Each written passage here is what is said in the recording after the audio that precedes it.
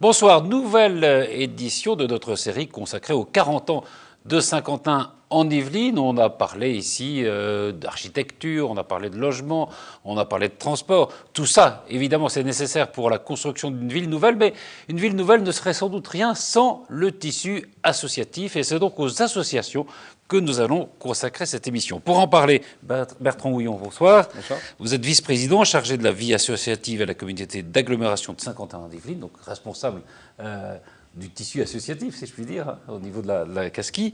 Jacques Maréchal, vous êtes le fondateur de l'association Animation Agio, qui est basée à Elancourt. Agio, c'est un quartier d'Elancourt. Et l'association a fêté, je crois, ses 34 ans. Hein, donc, vous êtes un des pionniers du milieu associatif. Jacques Morny. Oui, bonsoir. Bonsoir, vous êtes vice-président de l'association sportive de Montigny-le-Bretonneux, qui est alors une association, c'est l'une des plus anciennes sur oui, sur la communauté. 1971. Oui, 40 ans, hein, vous avez fêté les 40 ans. Et Jean-Yves Espier, vous êtes le vice-président et le fondateur des Chœurs de la Pléiade, une chorale qui existe elle aussi depuis un certain temps, depuis 36 ans je crois. Oui, 36 ans, 1976, juillet 1976. Voilà, alors on va aborder 3 parties dans cette émission, mais on va tout de suite commencer par les premières années.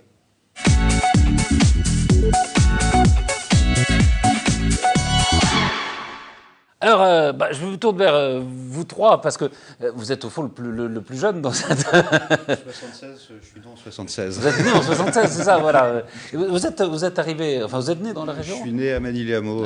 Donc vous avez connu alors le tissu associatif depuis, voilà. depuis tout jeune. Mais vous êtes responsable aujourd'hui, mais c'est vrai que, voilà, il n'y aurait pas eu, ce que je disais au début, il n'y aurait pas eu Saint-Quentin sans les associations, non? Tout à fait. Tout à fait.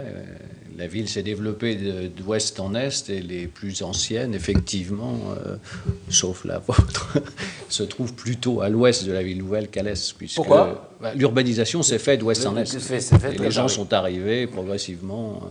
Alors, je peux commencer par vous, M. Maréchal, mais qu'est-ce qui fait que, voilà, on se dit à un moment, il faut créer un lien entre les habitants, donc l'association, c'est un moyen rêvé de créer ce lien. C'est ça? Oui, bien sûr. D'abord, les gens se connaissent parce qu'ils habitent côte à côte. Ils sont ce qu'on appelle mitoyens. Donc, ils se voient, ils se parlent. Et puis, on ne peut pas éternellement simplement échanger sur le rhume du bébé ou la cylindrée de la voiture. On fait des choses ensemble. On a eu une année exceptionnelle qu'est l'année 76. Je ne sais pas si vous vous souvenez, il y a eu une chaleur extraordinaire, une canicule fabuleuse. Tout le monde était dehors. Ouais. Et on faisait des fêtes le soir, et puis on a dit, bon, tout ça c'est bien gentil, mais c'est éphémère. Il faudrait créer quand même une structure qui nous permette de nous retrouver de façon plus régulière, de façon un peu plus organisée, de faire des activités ensemble. C'est un peu comme ça que c'est né.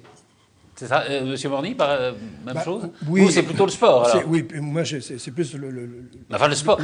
On verra, hein, mais je veux dire, il y a quand même dans les associations, je parle sous votre contrôle, mais il y a beaucoup ou d'associations culturelles, avec la chorale notamment, ou d'associations sportives. Hein, je crois que c'est les deux choses qui sont le plus représentées dans les associations.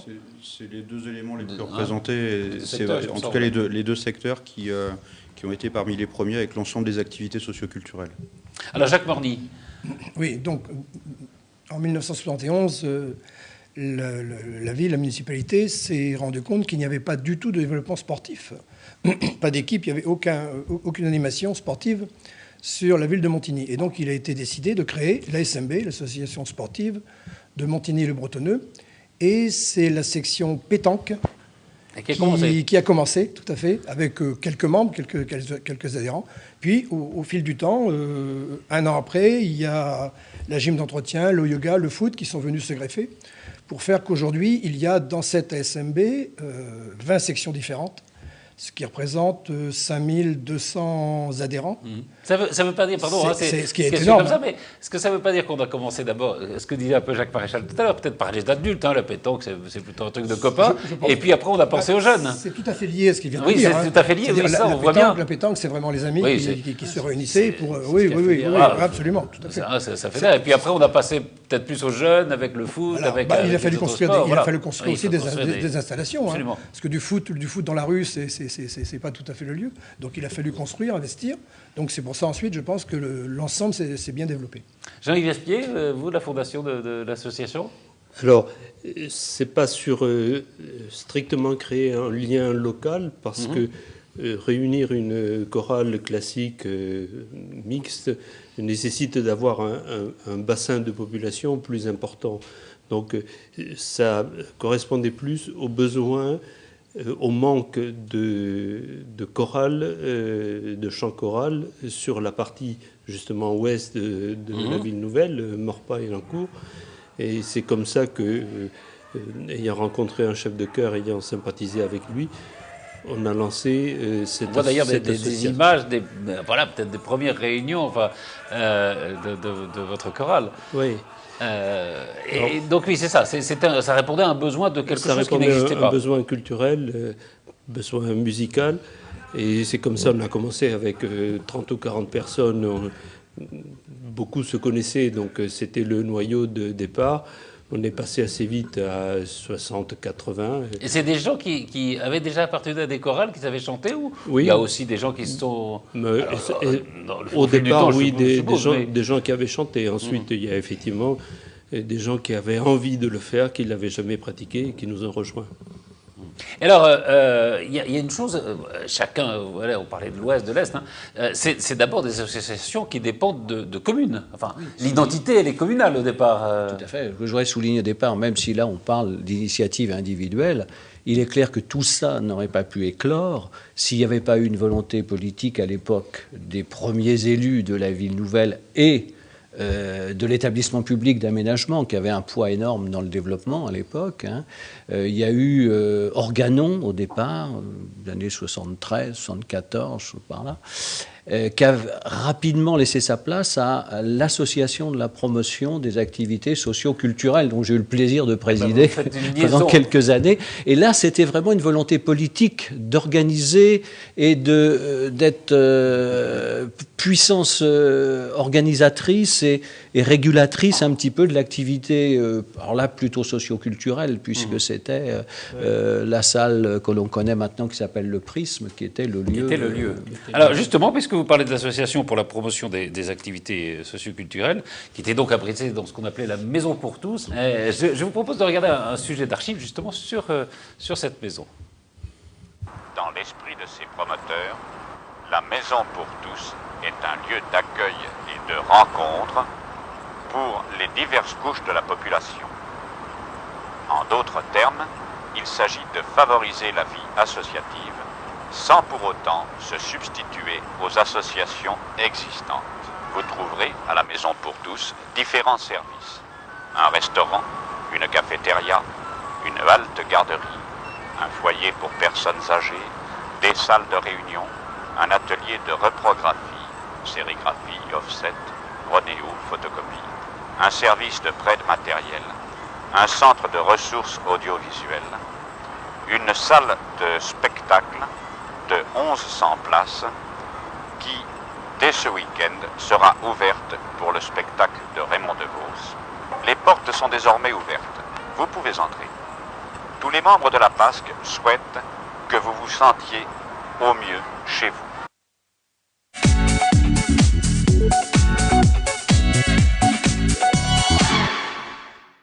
Alors, peut-être une petite réaction sur cette Maison pour tous. Vous avez connu sa construction ? Oui, parce que moi, quand je suis arrivé en Ville Nouvelle, elle n'était pas finie. C'était encore des briques qui s'empilaient les unes sur les autres. Et il y a une chose qui était remarquable aussi, c'est que c'était en même temps le restaurant du lycée. C'est-à-dire qu'on parlait d'un restaurant, en fait, il y en avait deux. Il y avait un restaurant public et le restaurant du lycée. Ce qui permettait aux lycéens d'être au cœur de la vie culturelle locale et de connaître les spectacles, les associations. Enfin, il y avait une vie là qui était remarquable. C'est dommage quelque part que ça ait disparu, ça. Alors ça, on va en parler tout à l'heure, mais Bertrand Houillon, au fond, là, c'est l'interaction entre la vie des associations et puis leur activité, et puis la volonté politique, au fond, de cette Maison pour tous. Ça, c'est un peu la manifestation de ça. À partir du moment où on met des gens ensemble, forcément, il y a des liens. Et en plus, beaucoup de gens qui connaissaient pas du tout le coin, qui sont arrivés là et qui avaient forcément un besoin de rencontrer d'autres, de pratiquer des activités. Et c'est vrai qu'à côté de ça, il y avait un réseau des élus locaux qui étaient là aussi pour accueillir ces nouveaux habitants et qui souhaitaient pouvoir mettre à disposition tous les moyens possibles pour que les gens puissent se connaître et finalement s'investir aussi sur le territoire. C'est-à-dire que depuis le début, enfin, on a pris conscience au niveau politique, quoi, de la nécessité de ces associations et de la nécessité de ce tissu associatif. Depuis le début sur 50 ans en Yvelines, les associations sont un moteur de la vie locale et un moteur de l'animation locale. Par exemple, je suis né à l'est de 50 ans en Yvelines, sur Manille-les-Hameaux. Sur cette commune-là, c'est clairement aussi les associations qui ont développé toute l'animation de la cité. Mais l'identité alors des associations, est-ce que c'est Saint-Quentin ? Est-ce que c'est l'agglomération? Est-ce que c'est la ville nouvelle? Est-ce que c'est Elancourt? Est-ce que c'est Montigny? Vous vous sentez appartenir à quoi? Non, moi je crois qu'il n'y a pas vraiment de cocorico. Il n'y a peut-être pas non plus. Parce qu'on a peut-être des une double appartenance d'ailleurs. Enfin. Il y a des adhérents de différentes communes dans nos associations. Bien sûr, en étant implanté pour 3A, pour ce qui est de 3A à Elancourt, il y a bien sûr plus d'Elancourtois certainement, mais il y a pas mal de Morpasiens, il y a des gens d'un peu partout. Et l'identité locale n'est pas très forte dans nos activités. On n'a pas de bannière à défendre dans des rencontres ou des choses comme ça. Je veux dire, c'est pas... Jean-Yves Espier, quel a été, je disais tout à l'heure au début, c'était des gens qui avaient envie de participer à une chorale, qui étaient un peu des gens qui savaient chanter. Est-ce que vous avez eu une évolution au fil du temps dans votre association, par exemple? Alors, je pense que le type d'association, un chœur, nécessite un investissement. On ne peut pas venir consommer. On peut venir consommer un cours de yoga et ne pas s'investir dans l'association. La préparation d'un programme qu'on va chanter en fin d'année, c'est vraiment tout le monde qui participe. Donc il y a un travail collectif qui nécessite d'ailleurs un peu d'investissement personnel, qui est aidé par des formations que l'on donne en technique vocale, en solfège, etc. Donc, on n'a pas trop évolué vers l'association où il y a des consommateurs qui arrivent et qui repartent après. Et vous avez aussi eu des liens avec les institutions culturelles, avec des théâtres notamment. Alors, effectivement, on a démarré avec la PASC, parce qu'il y avait très peu de lieux où on pouvait donner une représentation, un chœur de 50 personnes, un petit orchestre d'accompagnement. Donc au départ, effectivement, on avait à peu près chaque année la possibilité de donner une représentation à la PASC. Je dois dire que la ville nouvelle a ensuite évolué d'une façon un peu différente, avec la création de lieux de programmation. De théâtre notamment. De théâtre, oui, à peu près dans toutes les communes. Oui. Moi, je dirais, je suis peut-être pas tout à fait juste, je dirais au détriment des associations locales. C'est-à-dire qu'avec une politique de programmation professionnelle, tout ce qui n'était pas étiqueté professionnel pendant quelques années est sorti carrément du giron. Les salles étaient inaccessibles. Ça a évolué. Cela dit, Bertrand Houillon, il y a eu ces deux mouvements, c'est-à-dire que je pense la nécessité des associations, mais aussi le lien culturel. Ça a été je pense que les deux grands mouvements de la création de la ville nouvelle de ce point de vue-là. C'est-à-dire que la culture était aussi devenue un moyen de lien social, non? La culture, la politique culturelle a été un des moyens justement de créer le lien social au niveau de 50 ans en Yvelines. Mais c'est vrai que au départ, les élus ont accompagné et ont donné les moyens de vivre, disons, aux associations qui permettaient aux gens qui arrivaient de se rencontrer. Ensuite, on a eu une très forte étape sur la mise en place d'équipements d'équipements. Oui, parce que les associations aussi demandaient des... Voilà, tout à fait. On va parler avec Jacques Morny dans un instant, mais c'est voilà. Et donc, ces équipements étaient nécessaires pour la vie publique, de manière générale, et aussi nécessaires et demandés par les associations. Alors après, c'est vrai que, par exemple, avec l'arrivée du théâtre de Saint-Quentin aussi, il y a eu, dans le domaine culturel, une professionnalisation de ces endroits.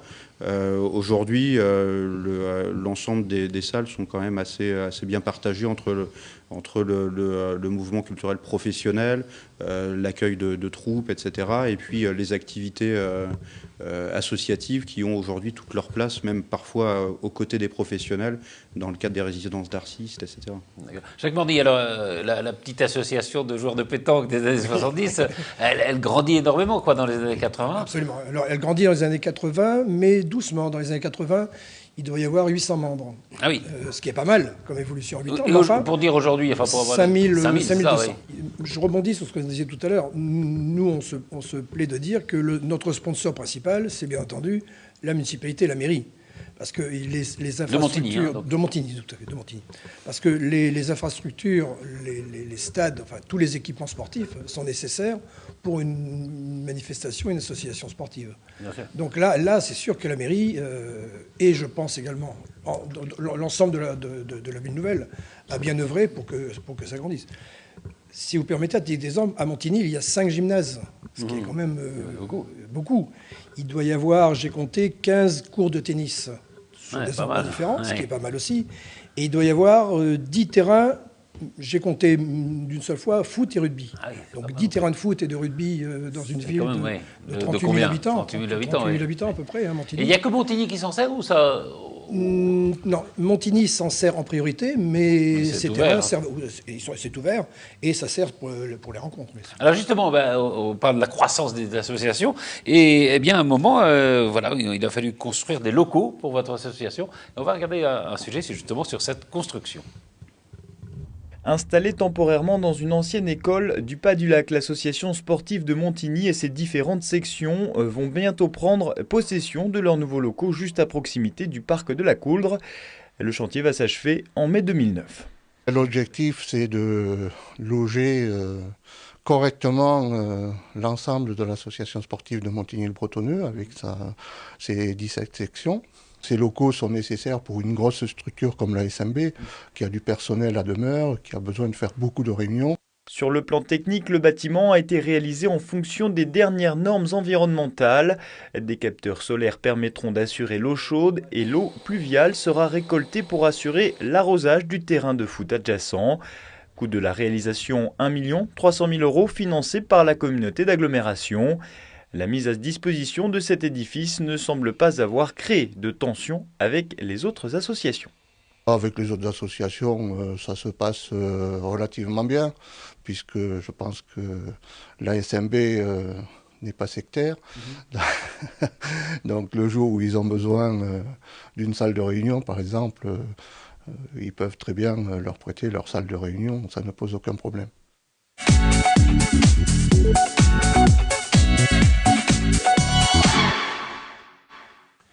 Jacques Maréchal, les associations, c'est évidemment de la convivialité, c'est le lien social, c'est le vivre ensemble, mais ça a aussi un impact économique. Tout à fait, c'est même des porteurs d'emplois et je dirais même d'emplois durables. Je pense à l'association 3A.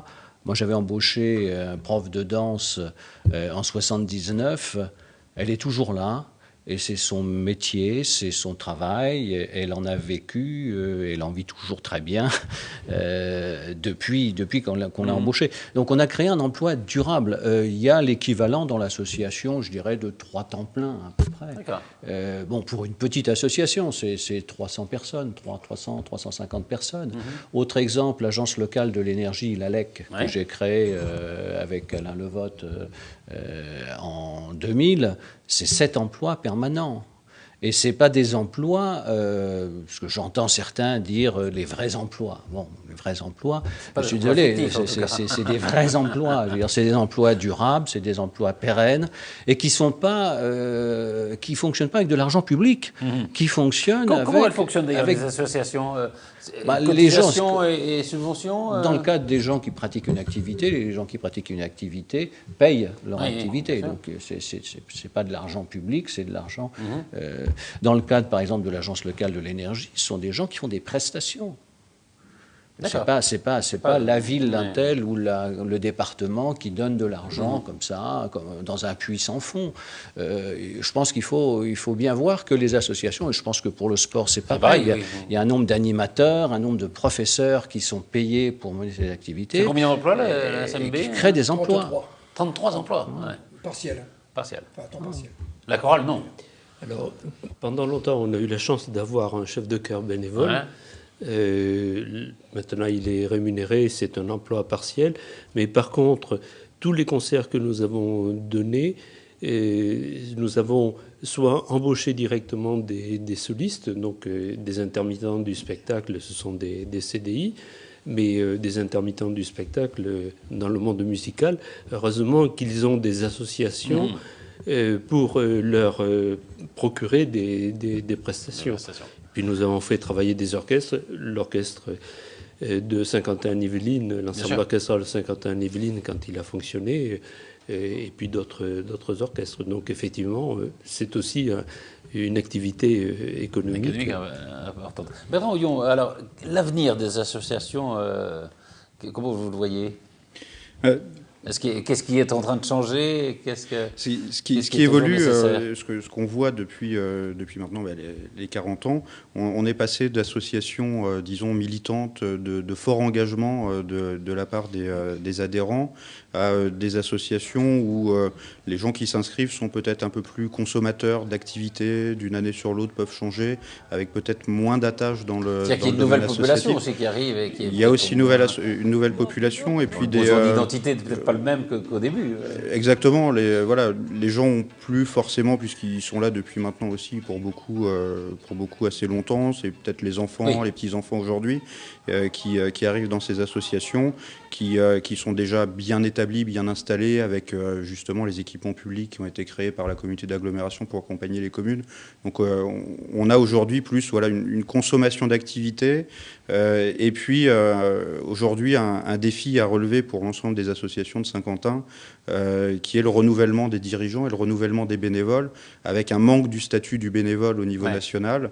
On est, disons, aujourd'hui... Vous trouvez des gens pour prendre votre suite? Très difficile de trouver des bénévoles. Des bénévoles, oui. C'est pas facile. Alors,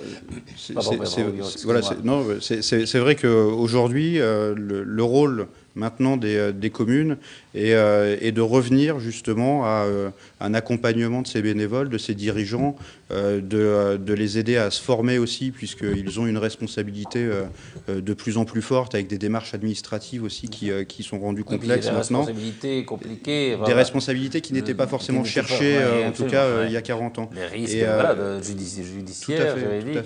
Des responsabilités au niveau économique aussi, avec les associations, les dirigeants d'associations sont des employeurs pour beaucoup aujourd'hui. Et c'est, comme vous le disiez, des vrais emplois, il faut bien le répéter. Et du coup, les communes et la communauté d'agglomération se doivent de les accompagner, de leur faciliter la tâche, de leur mettre à disposition le plus facilement possible des équipements, du matériel, des financements aussi pour les aider à vivre dans leur fonctionnement, et puis de pouvoir leur donner des moyens de formation. C'est ce qu'on a créé justement avec le service vie associative de Saint-Quentin. Alors, je vous propose de voir un sujet sur une association aussi, parce que les associations, ça sert aussi à ça, qui a découvert des gens comme Sophia Arabe, comme Jamel Debbouze. C'est le Déclic Théâtre d'Alain Degois, formidable association. Je vous propose de regarder un sujet qui lui est consacré. Je viens faire mon spectacle. Quel est le point commun entre Jamel Debbouze, Je suis même pas payé en plus ce soir. Laurent Ournac ou encore Arnaud de Samer? Oh non. Il n'y a plus de papier. Non, ce n'est pas possible. Eh bien, tous sont passés par la case Déclic Théâtre. Une compagnie de théâtre pas comme les autres puisqu'elle cultive le théâtre d'improvisation, un genre venu tout droit du Québec, et c'est à Trappes que Déclic Théâtre a vu le jour en 1993. À l'époque, Jamel est collégien et découvre l'improvisation grâce au directeur artistique de la compagnie, Alain Degois, surnommé Papy. Jamel dira d'ailleurs qu'il doit tout à cet homme, car Papy finalement c'est un découvreur de talent. Exemple avec Arnaud de Samer. Avez-vous entendu parler de cet humoriste régulier de l'émission On ne demande qu'à en rire, présentée par Laurent Ruquier? La rencontre de Samer avec Papy a été décisive pour la carrière du jeune artiste. Quand à 25 ans, 26 ans, tu lâches ton boulot, un CDI, avec un salaire fixe et que tu veux et que tu veux faire du spectacle ton métier, la première question, c'est de savoir comment je vais bouffer. Et Papy m'a tout de suite rassuré là-dessus, et puis il m'a tout de suite montré beaucoup de confiance, et il m'a tout de suite fait comprendre que c'était pas une décision inepte, et donc ça a été très important pour moi. Et la success story de Déclic Théâtre ne s'arrête pas là. À l'affiche de la comédie Beurre sur la ville, le comédien Issa Doumbia, lui aussi issu de la compagnie d'improvisation. Quand je suis arrivé dans l'atelier, mon prof c'était Jamel Debbouze, qui est aujourd'hui un grand acteur, grand comédien et que tout le monde connaît. Déclic Théâtre, vraiment c'est vraiment ma seconde famille, parce qu'ils ont toujours été là au moment où il fallait dans ma vie. Quand j'étais timide, donc j'ai fait des cours avec eux. Après, quand je traînais dans la rue, ils étaient là. Et après, quand j'ai voulu vraiment faire ce que je voulais, donc être complètement comédien, eh ben, ils ont encore été là. Depuis peu, Andy Pimor, Antoine Rabot et Julie Galibert, 3 anciens élèves de Déclic Théâtre, ont rejoint la chaîne Canal J pour animer une émission jeunesse déjantée. Peut-être suivront-ils les pas de Sophia Aram, qui, adolescente, improvisait aux côtés de Jamel Debbouze. Après avoir débuté dans l'audiovisuel avec Arthur, la comédienne s'épanouit désormais sur les planches. Alors même si Déclic Théâtre ressemble à une réelle Star Academy, c'est loin du star system que la compagnie est obligée de se battre au quotidien pour obtenir des subventions et assurer ainsi la survie de sa structure. Le Déclic Théâtre, donc, peut-être un mot, je crois que vous avez une anecdote sur Jamel. Tous les ans, à 3A, au début, on faisait une soirée cabaret, et puis on faisait venir donc Bernard Joyer, qui est un chanteur connu maintenant. Et puis une année, il ne pouvait pas. Et donc, je demande à un de mes copains de Trappes s'il connaissait. Il me dit, bah écoute, je connais Papy, je vais lui poser la question, il y a pas mal de jeunes là-dedans. Bon, très bien. On fait la soirée, je vois arriver ce jeune beurre avec un bras qui avait cet handicap, et puis il s'est mis à nous raconter, il nous a fait rire extraordinaire. Bon, et puis, moi j'ai oublié complètement son nom, et puis un jour je le revois, je dis mais c'est Jamel Debbouze. Et le truc marrant, c'est qu'il avait été interviewé dans l'Express une fois, il avait raconté cette anecdote, et il avait dit qu'il s'était fait engueuler par sa mère, ou qu'il avait eu très peur, parce qu'on donnait une petite enveloppe. Et il avait peur de se faire engueuler par sa mère, parce qu'on lui demandant mais d'où vient cet argent, quoi. Alors, peut-être un mot de conclusion sur les associations. Voilà, ce qui se passe maintenant, c'est une sorte de professionnalisation au fond des associations. Hein. Ça devient des PME. Oui, je pense que je parle de PME parce que c'est vraiment, on doit réagir maintenant comme une PME, c'est-à-dire on doit structurer chaque section. Je parle pour les 20 sections. Chaque section doit être structurée avec un président, un secrétaire et surtout un trésorier. Et le trésorier a un rôle très important parce que tous les ans, on a affaire à un commissaire aux comptes qui vient éplucher les comptes et voir s'il n'y a pas de l'argent qui part de droite et de gauche sans justificatif. Et donc, je vous assure que c'est un travail très sérieux. Et puis on a du mal à trouver des volontaires. Donc... Merci à tous les quatre. Voilà, l'émission sur les associations est terminée. Mais enfin, ce que vous racontez, au fond, c'est un peu la rançon de la gloire. Hein. C'est ça. Ça pourrait être la conclusion. Merci à tous les quatre.